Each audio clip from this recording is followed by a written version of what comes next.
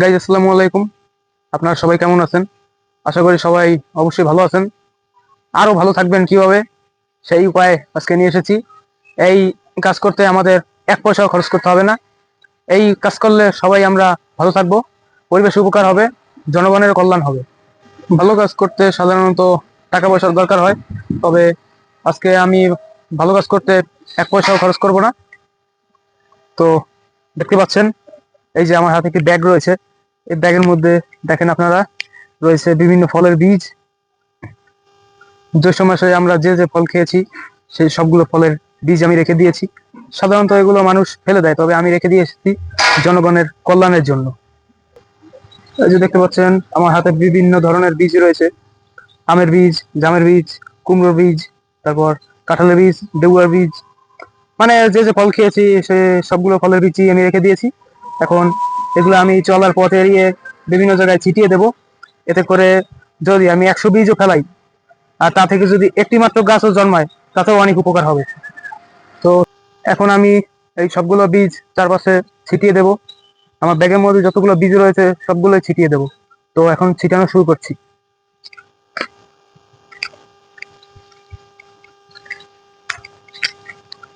এখানে চারপাশে এমনিতেই অনেক গাছ জন্মেছে, তারপরেও আম, জাম, কাঁঠাল এগুলোর বীজও দিয়ে দিচ্ছি।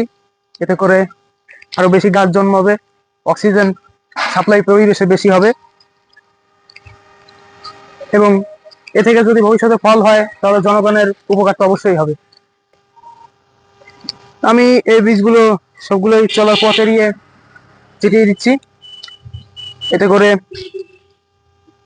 মানে গাড়ির চাকার নিচেও যাবে না এই বীজগুলো, এবং মানুষের পাড়ার তলেও পড়বে না। এতে করে বীজগুলো নষ্ট হবে না, এগুলো জন্মাবে পুরো প্রকৃতির ইচ্ছায়। বৃষ্টি হবে, তারপর প্রাকৃতিকভাবে গাছগুলো জন্মাবে।